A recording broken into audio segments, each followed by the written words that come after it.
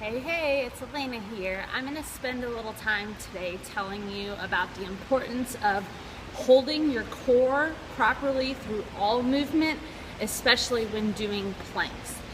The reason you want to always be mindful of holding your core tight is because when you pull that belly button in, that's automatically protecting your low back. And a lot of times when people work out a lot, is doing higher intensity stuff or push-ups, things like that, they tend to lose that core and end up complaining of low back trouble. So I am trying to help you prevent that today.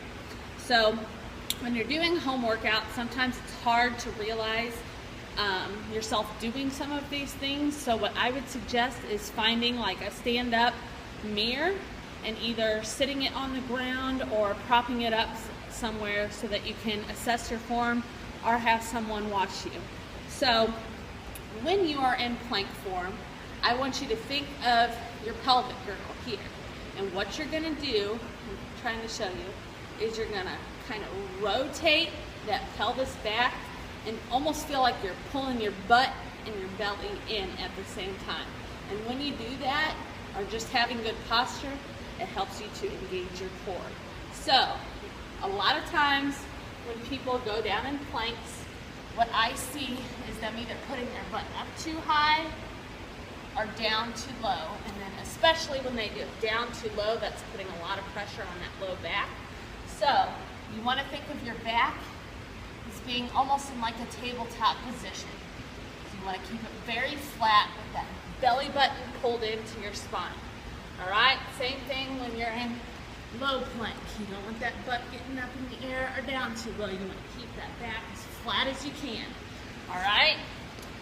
That's the same goes for push-ups. When you're going into, say you're on your knees doing push-ups, a lot of times I see people doing this, and while that's not doing any damage, it's also not helping you to engage your core.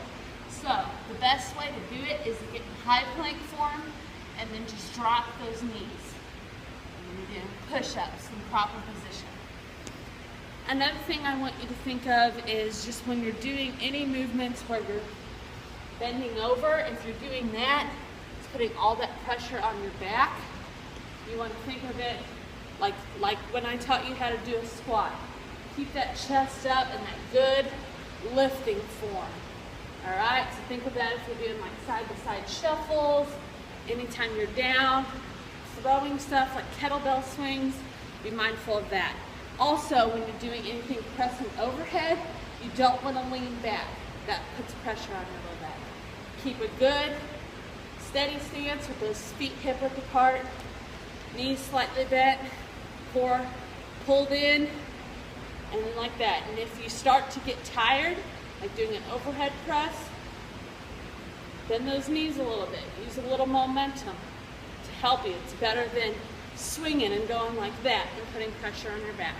So those are some things that I hope will help you to be more mindful of your core and to help protect that low back. Talk to you soon. Peace.